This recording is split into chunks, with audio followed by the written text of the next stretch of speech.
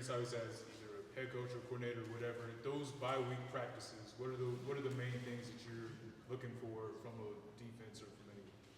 I think the first objective of a bye week is to go back and really evaluate what has happened in the previous, in our case, 4 weeks, and really look and see what where we can improve.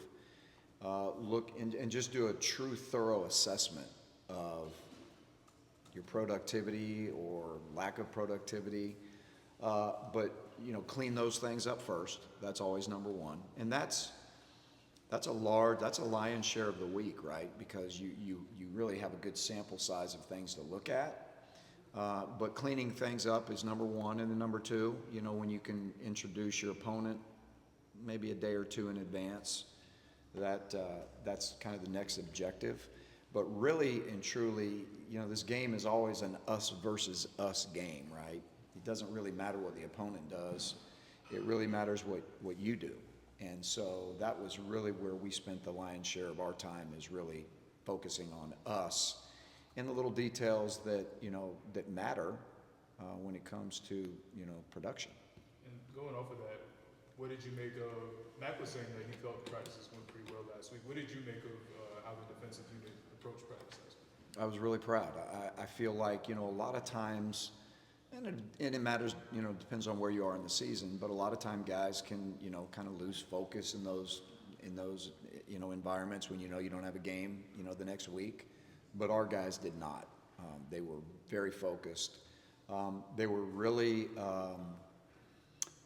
attentive and really interested in when we weren't good, why, and the focus was fixing those problems that we identified. So they were really, really focused. I thought we had 3 really good practices. Well, 4 counting yesterday, or what is this, Sunday.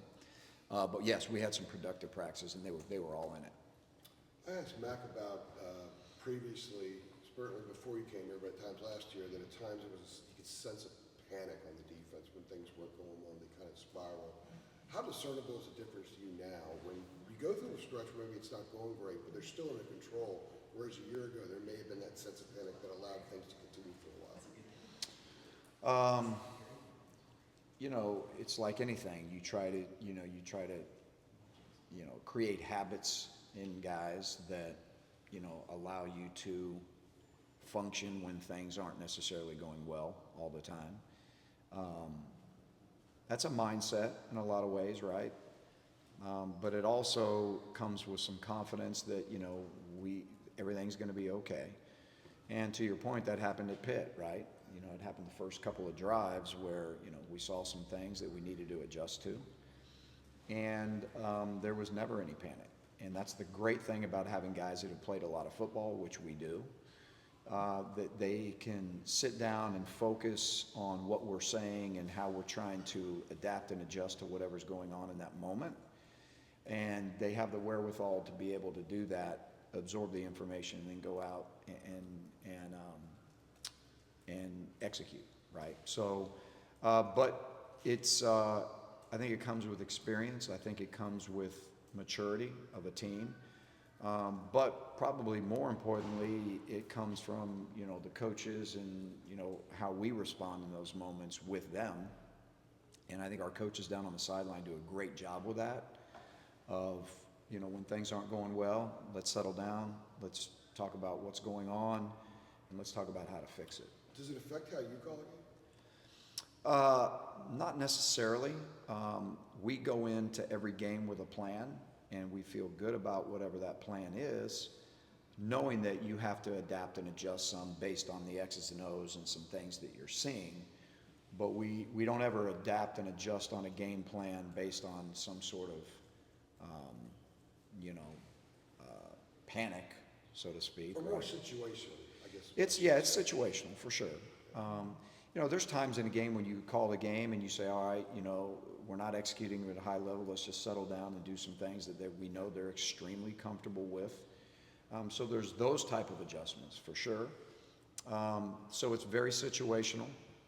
But I call the game based on the plan that we have in place, and then we adapt and adjust from there. at this point in the season, you kind of know what a team's going to do. It felt like against Pitt, maybe they were doing something you didn't expect early and you adjusted.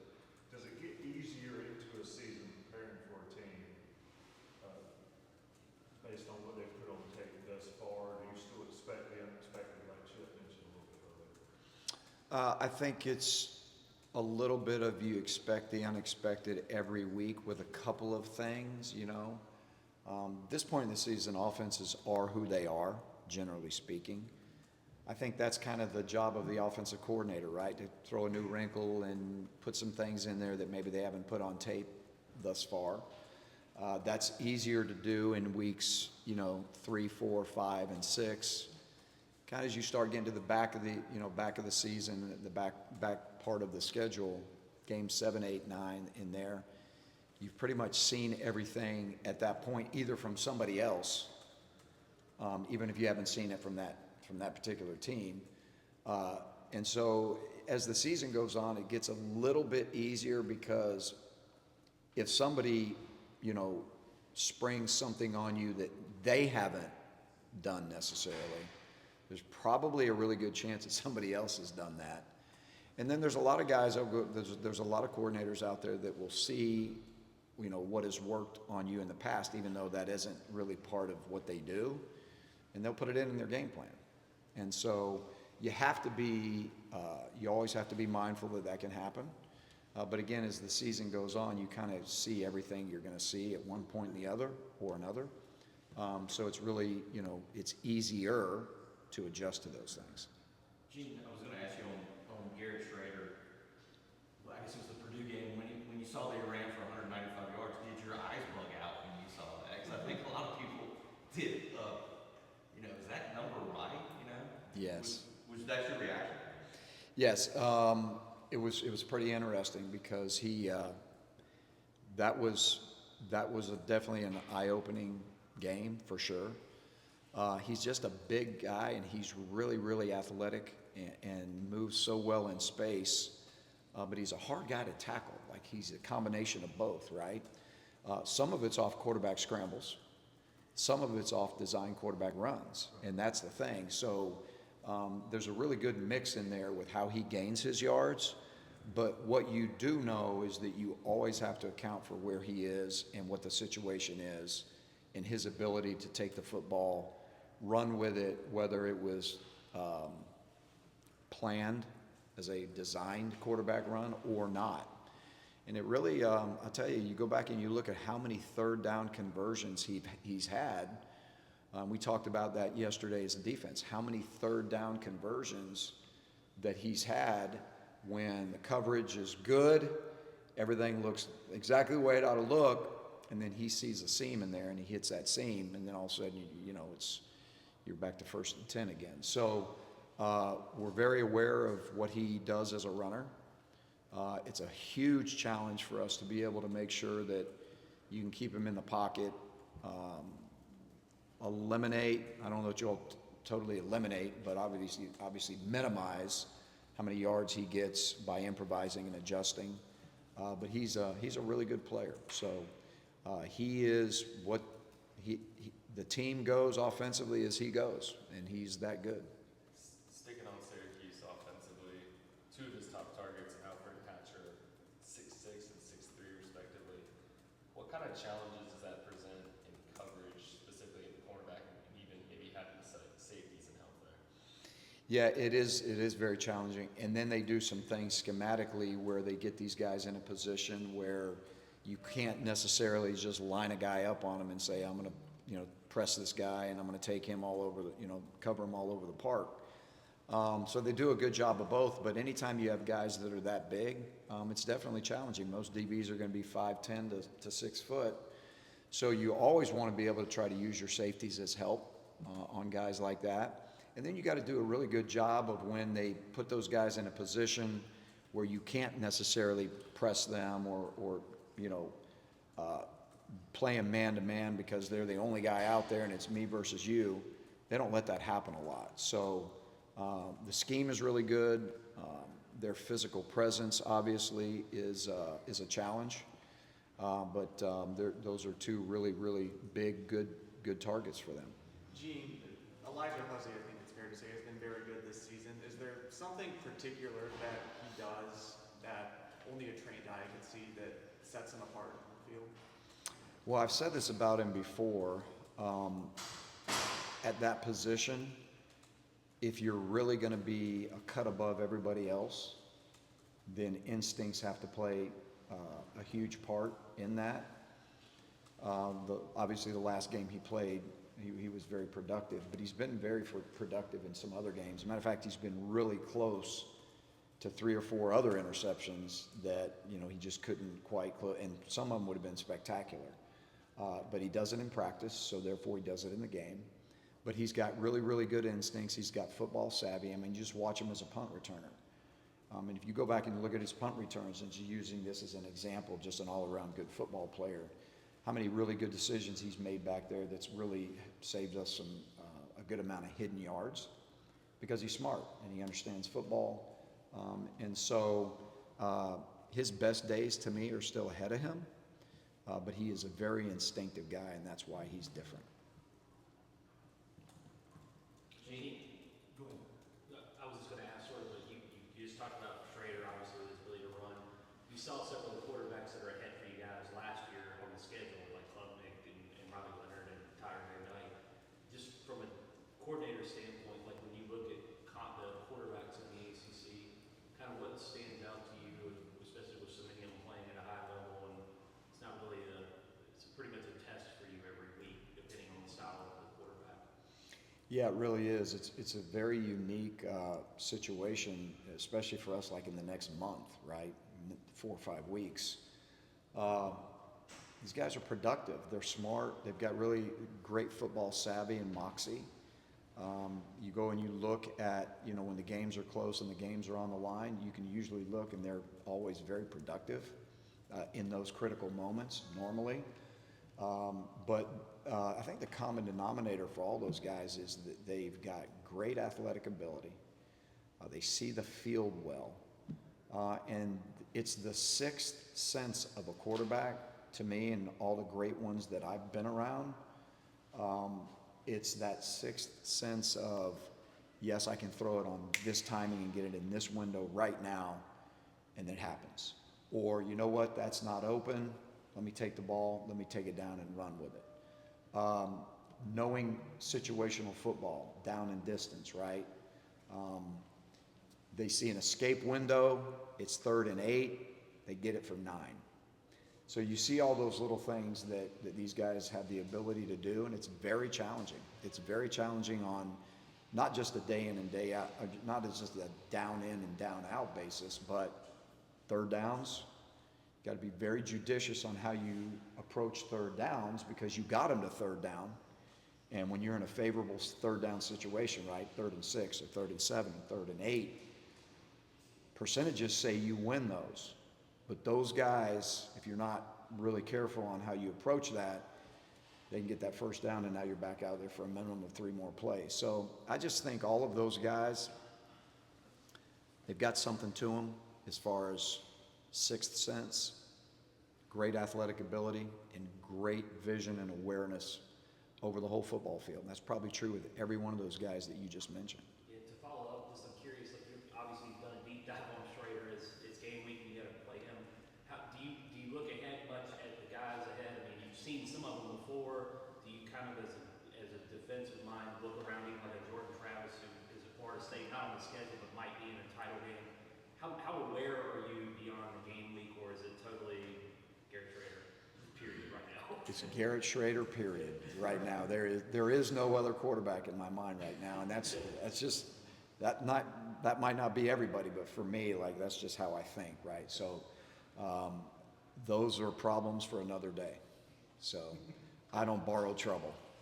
That's a good play. That's a good Problems one. for another day. James, can you share what exactly are you expecting and need out of your pass rush and your D-line to try to contain him? Because he can turn something that could be a sack into a 20-point game. Yes, he can. I really and truly, it's just the discipline of the rush, right? And, pass rush is a very unique art to study, because, in most situations, you have 6 pass rush lanes with 4 pass rushers. So you can do the math that there can be some space in there, right? And I think the art of understanding pass rush, and not only to be great at pass rush, but to be able to understand that, okay, look, there's 6 lanes here, and I've only got 4 guys. So how are we going to constrict those lanes, not open those lanes up so that they see these, chasms in there of these areas to run in? And then how does the second level play into this with the guys that are in coverage, that have the ability to come out of coverage right now if it is a scramble situation? So the pass rush together has to always work together with the people behind them.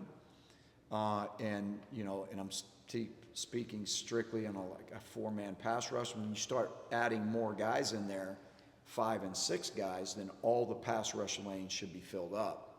But then you got to make sure that you're good in the coverage end, right? So you want your eyes poked out or your nose cut off. Which one do you want sometimes, right? So, but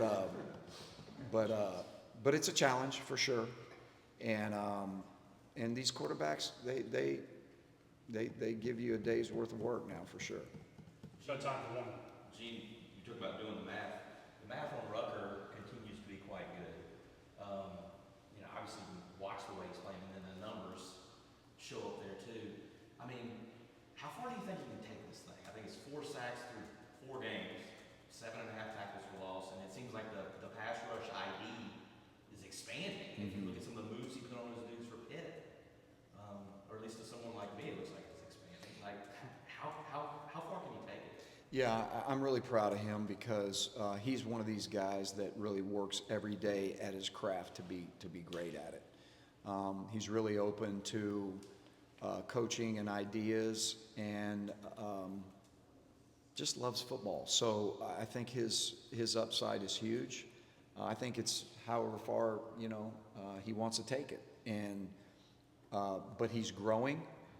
He knows when there's things that he's doing that need to be corrected. He knows it right when it happens, and that's always a good sign, right? Like, I tried this, that didn't work. Like, he'll be able to get on the headset with me and say, no, that's not, I know what happened on that, and you can have intelligent football conversations with him. But the way he works on the field and the way he practices, the way he works at his craft during practice, after practice, I mean, he works at it.